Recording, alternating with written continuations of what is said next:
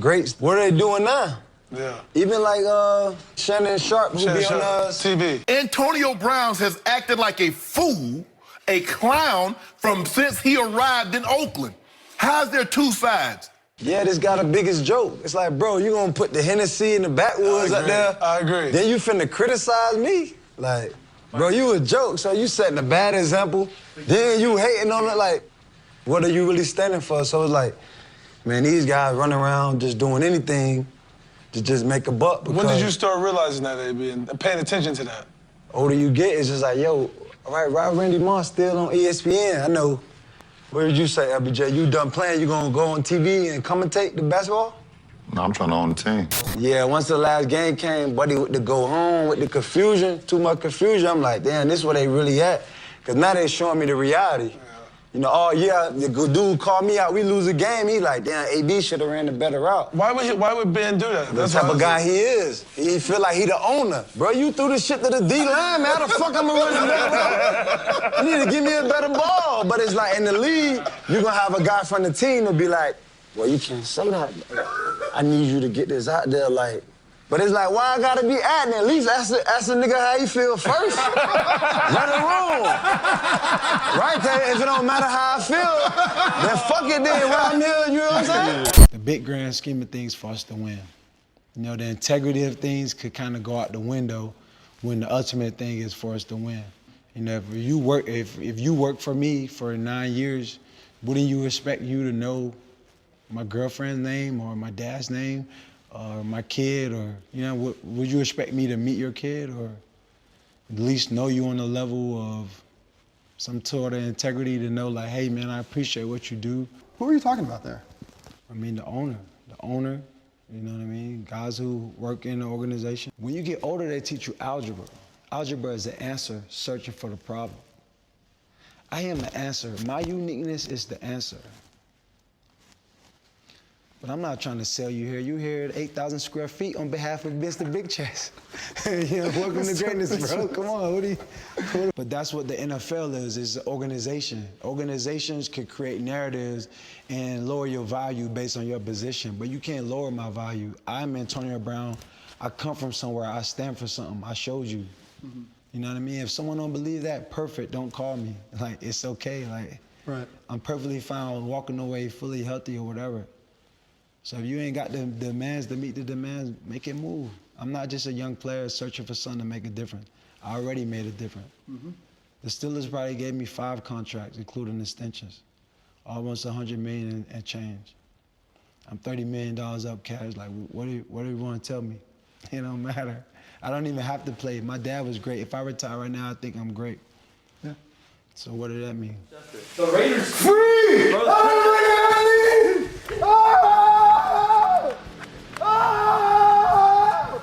Let's go! Let's fucking nigga. Oh!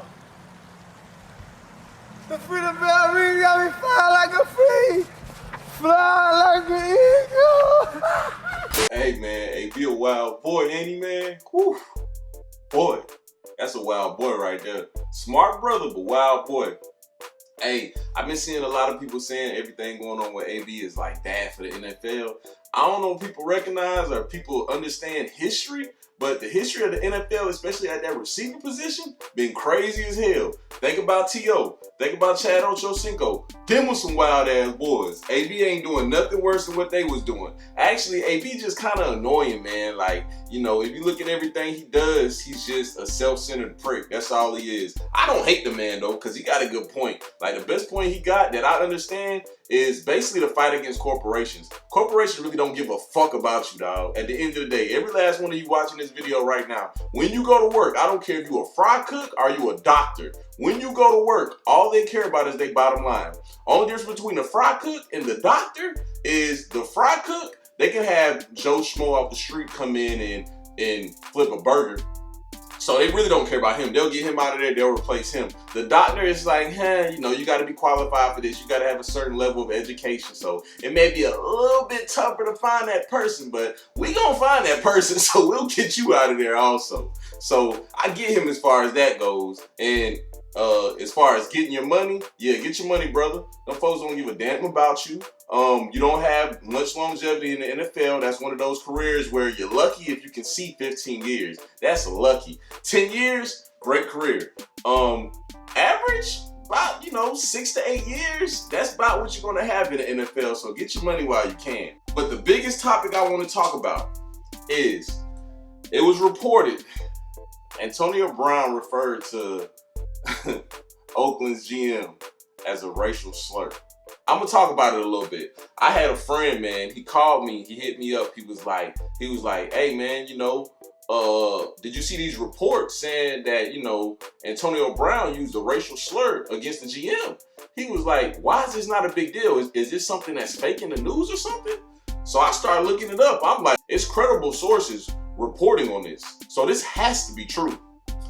And I told him, he asked me, he said, "Why is this not a big deal? Why isn't this something that everyone's talking about and they're not trying to blackball him and get him out the league?" I had to explain it to him. So there's two reasons why they haven't got him up out of there. Reason number one, back to what I was saying about corporations. Corporations don't give a damn about nothing but they fucking bottom line. That's all they give a fuck about. Antonio Brown is producing. All they care about is the bottom line, production. Are you producing for this organization? If you're producing for this organization, oh, I want you on my team. If you're not, oh, no, we're going to get you out of here. That's what happened with Colin Kaepernick. Colin Kaepernick wasn't that high caliber player anymore. He wasn't taking his team to the Super Bowl like he once did. So they just was like, we don't really need him. He's replaceable. Antonio Brown, one of the best receivers in the league, man. So reason number two that this situation didn't blow up like it would have blown up if the owner would have referred to him as a racial slur, like for instance, Donald Sterling.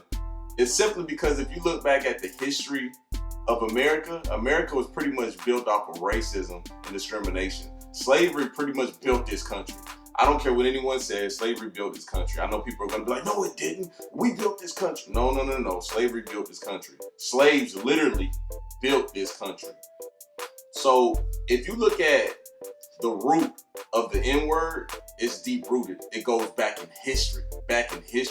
Always has been a term to refer to black people to bring them down. Always. So it hits a little different in media, especially in this PC era we're in, where liberals are controlling everything, the school system, the media, everything. It's just so popular to be a leftist nowadays.